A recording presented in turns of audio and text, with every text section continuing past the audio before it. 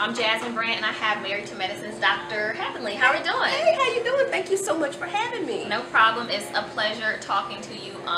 So I have to ask you, this is your first stint at reality TV, right? Okay. What surprised you most about this process? You know what surprised me the most probably was I got to see myself for who I am. I saw how strong I was with my words. I got to see how I was looking, you know, and I think it's a great thing because I got to improve myself. So I think a lot of people don't get the opportunity to see themselves. Gotcha. Okay, that makes sense. How were you? I've interviewed Mariah Huck before, and she said she knew you, and she said that initially, because I wanted to ask how you were casted, but she said initially she did recommend you for the show. Okay. So I just wanted to know what about this time sort of attracted you, or maybe the network, or what? Well, you know, I'm a business person, right? Yes. The first time they did a show, I was unsure about it, and you know, like any person, I've ran several businesses, you have to kind of observe first. So at first, I turned it down. Okay. I said that, you know, I didn't even cast for it. I didn't know if I wanted to be involved in it. But the second go round, once they had the viewers, I'm thinking like business, I can help other people.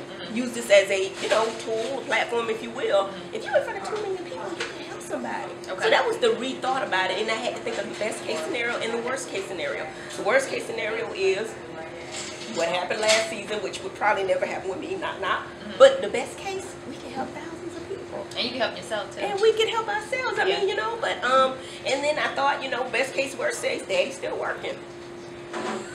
Okay. And we're gonna go to that. Okay. But not right now. So what's been for you the hardest part to watch, or the hardest part of the entire experience? The hardest part for me probably is Mariah and Quad, because they were such good friends. It just hurts me to my heart to see them not friends anymore. So, okay. Yeah. A big part of your storyline is the fact that you lost, how much weight did you lose? I lost 80 pounds, over 80 pounds. That's almost 100 pounds. That's almost a person. Almost, yeah. So how did you lose the weight? Well, I have to say, Mariah Huck called me her full-figure friend. And you know what? It kind of hurt my feelings, to be perfectly honest. I didn't do it for her, but it made me look at myself. And I thought that I wasn't being my best, so I'm always learning, I'm always growing. If you watch me, I'm always trying to do better. So I felt like, you know, I want to be here a long time for my kids. I want to do a whole lot, and that was the, you know, something that made me disciplined to do it. So you never, did you think you were heavy or overweight?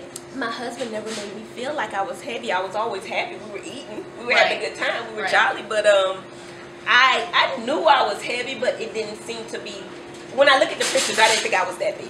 Okay. I didn't. Yeah, I have a friend who, she's lost weight now, but she saw herself on pictures and stuff like that, and she said, first of all, she said, who is that person? She said it was her, and then she also was like, why didn't you tell me? They did an actual article on Wednesday about me on Success Stories in the Atlanta Journal-Constitution newspaper here in Atlanta. That's the most popular newspaper. But I didn't realize it was that big of a deal. Right. But as looking back, it really was, and it's a constant struggle for me. So it's not something that I did easy, and it's something I deal with every day.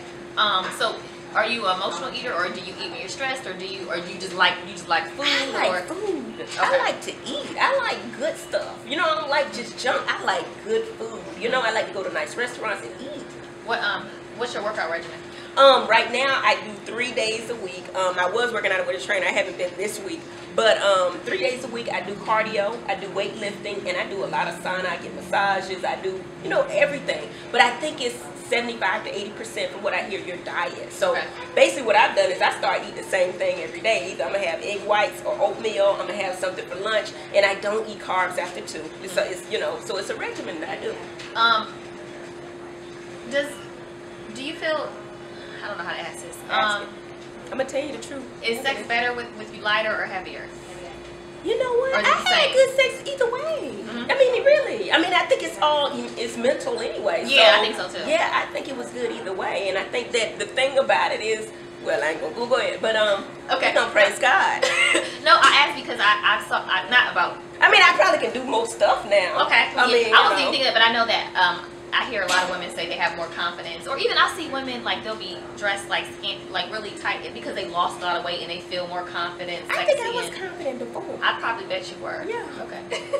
I have to ask you this. A lot of people say that reality TV puts a strain on marriages and like romance and that sort of thing. Have you found that? Absolutely not. But if you watch, Dr. Heavenly always uplifting her man. She ain't no damn fool. Okay. She's always uplifting her man, Team Daddy. I'm uplifting him. I'm always talking good about him. So actually, this brought us closer. We talk about the show, we watch the show, and it's brought us closer. Okay. You received a lot of heat, I think. And there were some supporters about you saying that you're submissive to your husband. Right. Can you explain what you mean when you say? Well, I think people are afraid of the word submission. And first of all, I do submit to my husband, but he submits to me as well, and we support one another. Now, is he the leader of my household? Absolutely he is, because it can only be one leader. That's the way the world goes around. Because if we didn't have a president, somebody who could make the final decision, it's going to always be chaos. So my husband's the leader, and the thing about it is the important factor here is you have to have a good man to submit to. Okay. And that type of man has to pray,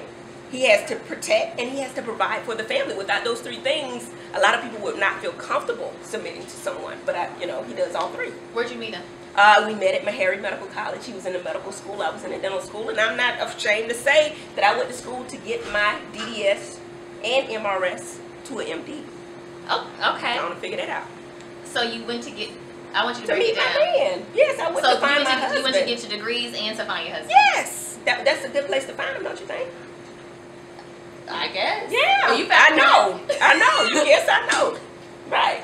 Okay.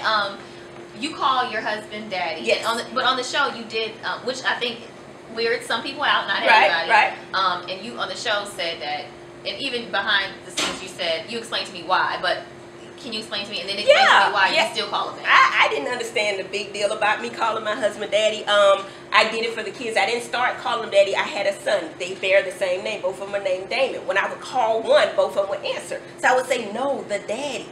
So when the kids would call my husband the same name, I would say, no, the daddy. So I would call him daddy, so the kids would call him daddy. And it kind of stuck. And like my oldest son is 16 now. I have a 13-year-old and an 8-year-old. I still call my husband daddy. It's nothing sexual, but it is what y'all think it is. So okay, gotcha. You made a comment during the season about you felt like I guess some of your cast members aren't submissive to their husbands, and they kind of started. If you watch it very carefully, what I said was I submit to my husband. I didn't say they weren't, but the thing about it caused so much controversy because I think Dr. Heavenly came in with a different view on marriage and life, and I think it made the women feel like they were being attacked because I said that, because I never said they weren't. Okay. So it was like, I think I called them out because it's making them feel some kind of way about how they treat their husbands. Okay. And do you think that they treat their husbands? You watch the show, you determine. But what do you think, though? I think that they treat their husbands differently from the way I do. Okay. I do. How so? Because you are submissive to your You're going to try to keep going, ain't it? I want you to clarify. I think that I uplift my husband more so than the other doctors on the show. And I'm not even talking about the other cast members. What do you mean when you say by you uplift him? What does that mean? Meaning that everything I do, I make sure that I, first of all, thank him for everything he's done. Men need that inspiration. They need that uplifting. And that's why, certain people on the cast not having sex. They not doing what they, because their husbands, you got to uplift these men in order for them to feel the way that they need to feel. And if they're not getting it from their wives, they'll go out elsewhere and get it. Okay. You see what I mean? No, I get what you're saying. Yeah. Okay.